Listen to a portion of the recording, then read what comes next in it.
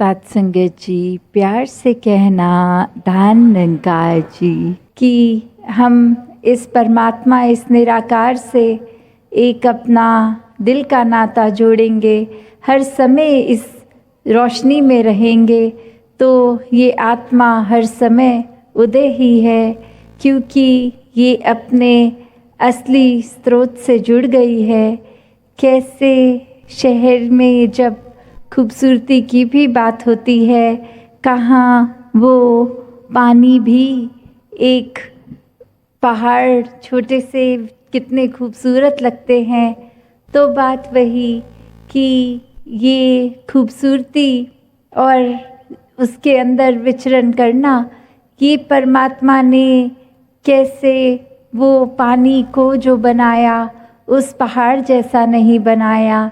एक पेड़ जो बनाए वो किसी और चीज़ जैसे नहीं दिखते, उसी प्रकार इंसानों के अंदर भी एक जो वो रूप बनाया कि चाहे शक्ल आकार अलग हो, रंग अलग हो, भाषा अलग हो, एक दिखने में अलग, एक खाना पीना पहनावा कितना भी अलग हो, किसी भी प्रांत के हों, किसी भी देश के हों, तो बात यही कि जिस तरह इस कुदरत में ये कादर छुपा होता है, ये रचनहार अपनी रचना में होता है, ये रचना के हर उस अंग में है। जिस तरह कोई पेंटिंग होती है तो उसमें वो पानी, पेंट वो हर जगह ही है, तो उसी तरह एक संसार में भी चाहे देखने में अलग, स्वभाव में अलग, फिर भी ये जो एकत्व है, ये एकत्व संभव तभी होता है जब पहले अपने मन का नाता इस परमात्मा से जुड़ा हो, आत्मा ने अपना असली घर, ये निज घर देखा हो कि ये परमात्मा की पहचान आत्मा जहाँ से आई है और ये शरीर ख़त्म होने पे इस आत्मा ने कहाँ जाना है। तो बात वही कि शरीर चाहे कितने भी भिन्न भिन्न हों, सबका एक कॉमन फैक्टर कि ये सभी में परमात्मा है, और यही ब्रह्म ज्ञान द्वारा ये निराकार के जब दर्शन होते हैं, इस परमात्मा के दर्शन होते हैं, तो वो समझ कि हर एक में अब ये देखना बहुत ही आसान हो गया है,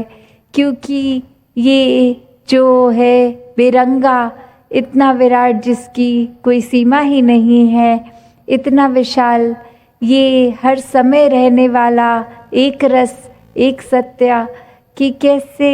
इसने समय समय पे नहीं बदलना, इसने हर समय एक जैसा रहना है। तो बात वही, जब अपने मन को इस सच्चे के साथ जोड़ लेते हैं, इस सत्य के साथ जोड़ लेते हैं, तो फिर एक पल भर का सुख चैन दुनियावी वो फीका फीका लगने लग जाता है कि एक समय तो एक ही चीज़ है जो इतनी प्रार्थना करके, इतनी मेहनत करके जीवन में लाए, और अब वही चीज़ दुख का कारण बन गई, तो यतन प्रार्थना उसमें लग गई कि ये चीज़ जो जीवन में है ये अब ना हो। तो कैसे इंसान खुद अपनी इच्छाओं को इतना प्रबल कर लेता है, बढ़ा लेता है कि फिर एक वो चीज़ कोई हासिल नहीं तो चैन नहीं, और जब वो चीज़ हासिल हो गई तो भी चैन नहीं। तो एक असली सुख चैन कहाँ से आएगा? ये तो इसी स्थिर परमात्मा से आएगा। जो चीज़ संसार की खुद पल पल में बदल जाती है, उसके साथ जुड़ेंगे तो मन अस्थिर ही रहेगा, और वही मन जब एक स्थिर परमात्मा के साथ जुड़ जाता है, फिर कोई भी बदल जाए चीज़ संसार की, ये मन क्योंकि स्थिर से जुड़ा है, ये मन बिल्कुल अस्थिर नहीं होता, बिल्कुल बेचैन नहीं होता। एक अपने आप को हर समय की आनंद की अवस्था फिर इस मन की बन जाती है कि दुख सुख कुछ भी हो, इस मन ने तो आनंद में जीना है। तो कैसे अपने मन को हर समय आनंदमय जीवन जीने का हर कोई जो एक पोटेंशियल रखता है। बात सिर्फ इतनी कि इस आत्मा को इस परमात्मा से जोड़ना है और वो शरीर में रहते रहते ही कार्य होगा, क्योंकि ये आत्मा शरीर के अंदर है। तो इसलिए ये जीवन में शरीर ने सेवा भी करनी है, सुमिरन भी करना है, सत्संग भी करना है और ये करते करते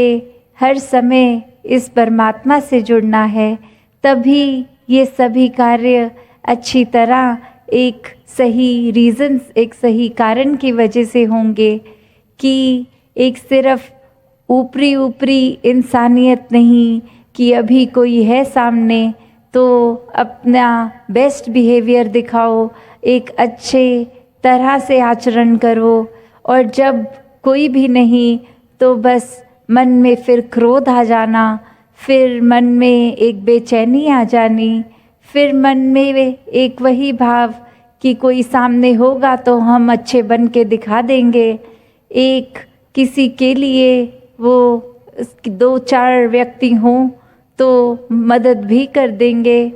तो भाव वो नहीं कि सिर्फ किसी को दिखाने के लिए सत्संग आना है या घर परिवार के कुछ सदस्य सत्संग आते हैं तो देखा देखी हम भी चले जाएं। नहीं, ये सत्संग आने का मतलब कि अपने मन को इस रूह की जो खुराक होती है कि जैसे शरीर में हम भोजन खा के अपना खाना एक शक्ति लेते हैं, तो ये आत्मा को शक्ति इस परमात्मा से मिलती है और सेवा सिमरन सत्संग उस आत्मा के भोजन और प्यास का वो एक साधन बनते हैं कि जितना ज़्यादा सत्संग आके एक संतों के साथ रहेंगे, एक अच्छी मति को धारण करेंगे, उतना जीवन संवर जाता है। मन से जितना सुमिरन इस दातार के साथ जुड़ के होगा, इसके लिए बिना छल कपट मन में कोई इच्छा रखते हुए निस्वार्थ होके ये सेवा और सिमरन की जाए तो ही वो असली वजह से हो सकती है। तो कैसे संतों ने तो हर समय से ये समझा दिया कि हर किसी में ये परमात्मा है, सब एक समान है, कोई जाति पाति के बंधन में ना फंसो। किसी ने कहीं जन्म लिया, किसी ने कहीं, तो उसका मतलब ये नहीं कि कोई श्रेष्ठ हो गया और कोई छोटा हो गया। संत तो संसार में पूरे संसार के कल्याण के लिए ही आते हैं, वो एक ही संदेश देते हैं। चाहे अभी भी देख लें या इतिहास खोल के देख लें, कोई भी संत की वाणी कुछ ये नहीं कहेगी कि आप इस राज्य के हैं, आप इस कुल के जन्मे हैं तो इसलिए आप श्रेष्ठ हैं। नहीं, संत हमेशा बात कहते हैं कि जीवन में आए हो तो एक सच्चा धन, ये नाम रतन धन पालो। तो ये जो राम रतन धन है वो क्या है? वो यही कि इस परमात्मा की प्राप्ति कर लो, और जो एक ये प्राप्ति करके फिर इस परमात्मा से जुड़ जाता है उसको हर एक में ये परमात्मा दिखता है। तो भक्तों ने, संतों ने यही सिखाया है कि अपने जीवन में छोटी छोटी चीज़ों को उस तरह तवज्जो ना दो, अपने मन से कुछ श्रेष्ठ, कुछ एक नीचा बना लिया है जो उस दीवार को गिरा दो, हर एक को अपनाओ, हर एक के साथ एकत्व बन जाएगा। जब इस परमात्मा के साथ एकत्व है, ये एकता ये कोई वैसी नहीं कि सब एक जैसे दिखे, एक जैसे खाएं पिए पहने, एक जैसे एक क्लोन्स नहीं बनने की ज़रूरत। अपने अपने कल्चर में जिस तरह रहते हैं वैसी खूबसूरती चाहे पहनावे में, खाने में हो, पर बात वही कि सब में परमात्मा के दर्शन करो, क्योंकि परमात्मा घट घट में है, हर एक में है। तो जैसे वो सभी ने सुना भी होगा कि संतन के घट रहते सबके हित की बात, घट घट देखे अलग को पूछे जात ना पात। कि एक संत के अंदर एक क्या होता है जो बाकियों से अलग होता है, तो वही कि संत हमेशा हर एक की भलाई की कामना करेंगे। वो कभी भी ऐसा नहीं कहेंगे कि कुछ मेरा फ़ायदा ही हो या मेरे जानकार हैं जो उनका ही हो, या जिस जगह से मैं आया हूँ सिर्फ उसी स्थानीय लोगों का एक परोपकार हो जाए। नहीं, संत तो ये कहते हैं कि हर एक का ही परोपकार हो, एक मन में हर एक को किस तरह एक चैन मिले, सुख मिले। और वो कोई वैसा चैन सुख नहीं कि अगर कोई गरीब है तो उसको कुछ पैसे दे दिए जाएं, अगर कोई अमीर है तो उनके और तरीके का साधन कुछ हो जाए। नहीं, संत तो ये सुख चैन चाहते हैं संसार में जो उनको सुख चैन मिला, वो यही परमात्मा की प्राप्ति असल धन, असल सुख चैन है जो हर समय रह सकता है, चाहे परिस्थिति कुछ भी हो। और कैसे संत सिखाते हैं कि हर एक में इस परमात्मा के दर्शन करने संभव हैं, और किसी की जाति की वजह से हम उससे नफरत करें तो ये बात कुछ अच्छी नहीं है। संतमति में रहना मतलब हर एक को एक समान, एक दृष्टि से देखना, चाहे वो कोई काम करते हों, चाहे वो किसी भी एक श्रेणी के हों, चाहे वो कहीं भी एक अपना स्थान बना के रहते हों, तो बात वही कि परमात्मा हर एक में है। और किस तरह हम जब इस परमात्मा के साथ जुड़ जाते हैं, ये मन जुड़ जाता है। जैसे अभी सत्संग के दौरान वो उदाहरण भी आया कि नदी सागर में आती है अपने असली स्रोत में, तो फिर बात वो नहीं कि नदी का तो अस्तित्व खो गया, पर नदी उस चीज़ में खुश है कि अब वो और विशाल हो गई, वो सागर हो गई, जहाँ दायरा नदी का छोटा सा और वहाँ अब विशाल सागर। तो बात वही कि जब हम ऐसे छोटी छोटी चीज़ों से उठ जाएंगे तो ये एक विशाल की तरह ये परमात्मा को मन में बसाएंगे तो नफ़रत पनप नहीं पाएगी, क्योंकि जिस मन में परमात्मा होता है वो मन तो प्यार करता है, वो करुणा से भरा दिल होता है, वो फिर हर समय इसी इच्छा में रहता है कि अपनी कोई पर्सनल इच्छा नहीं है, कोई हमारे लिए कुछ अच्छा हो जाए, नहीं, ये पूरे संसार के हित की इच्छा रखने वाला मन हो जाता है। कैसे धोखा, झूठ, कपट इससे उठकर एक सुख शांति हर एक को मिले, ऐसा मन बन जाता है।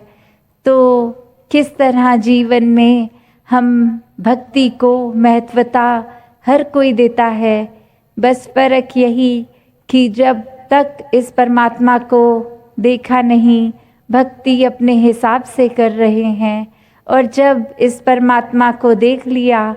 तो ही अच्छी और सच्ची भक्ति, ये शुरुआत इसकी, जो गीता में भी एक ज्ञानी भक्त की आवाज़ कि ये सबसे श्रेणी ऊंची, जब इस परमात्मा के दर्शन कर लिए, इसके प्यार में मन इतना मंत्रमुग्ध हर समय कि फिर कोई भी काम करेंगे प्यार से ही करेंगे, किसी को हम गलत तरह से फिर किसी से बात नहीं करेंगे, क्योंकि इस मन में परमात्मा और प्रेम बस गया है। और ये प्रेम से युक्त जीवन तो परोपकारी जीवन होता है। फिर हर एक के साथ जहाँ हर एक का आदर सम्मान होगा, वहीं फिर छोटी छोटी चीज़ों से उभर के एक आनंद की अवस्था आ जाएगी। तो दातार कृपा करे हर किसी पे कि अपने जीवन में जहाँ एक अक्सर ऐसी सोच भी आ जाती है कि कोई वस्तु चीज़ हाथ है या नहीं, उसको लेके इंसान चिंता करता है, और संत ये सिखाते हैं कि ये चिंता बीते पल की भी नहीं करनी, आने वाले समय की भी नहीं, इस पल में जो हो सुकून से, चैन से, आनंद में जियो, फिर बीते हुए समय की और आने वाले समय की कोई चिंता नहीं रहेगी। जैसे एक उदाहरण अक्सर सत्संग में हमने सुना कि कैसे कोई घर में एक डिस्कशन हो रही है कि हम अपने बच्चे को आगे जब वो बड़ा होगा उसको डॉक्टर बनाएंगे, उसको कुछ और बनाएंगे। ऐसे सब सदस्य डिस्कस कर रहे हैं कि घर के बच्चे को बड़े होके क्या बनाना है। और जब पूछा गया कि बच्चे का इंटरेस्ट किस में है, वो क्या बनना चाहता है,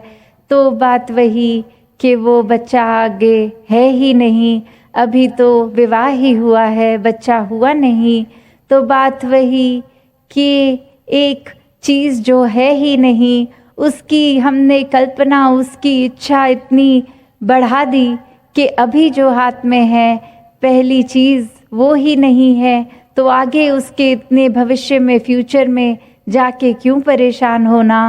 तो बात यही कि अपने जीवन में हर समय जो है ये परमात्मा, इसके साथ जुड़ेंगे तो कोई एक परेशानी नहीं, कोई बेचैनी नहीं होगी। हर समय इस परमात्मा के एहसास से मन सुकून से भरा रहेगा। तो ऐसी ही भक्ति हर एक के हिस्से आए और ये भक्ति को मजबूत करने के लिए, इस परमात्मा के हर समय के एहसास के लिए, इसकी जानकारी होनी, इसको आँखों से देखकर, इसके साथ प्यार करके उस तरह जीवन को जीना बहुत ज़रूरी है। वरना तो अनुमान से ही अगर जिएंगे तो पूर्णता से हम भक्ति नहीं कर पाएंगे। तो दातार कृपा करे कि ये परमात्मा हर एक के जीवन में आए, ये हर दिल में समाए और हर किसी शरीर से एक ऐसे ही काम लिए जाएं जो अपने लिए भी और संसार के लिए भी परोपकारी कार्य हों। वो फिर कार्य नहीं, सेवा बन जाते हैं। दातार हर एक पे कृपा करे। साथ संगत जी, धन निरंकार जी।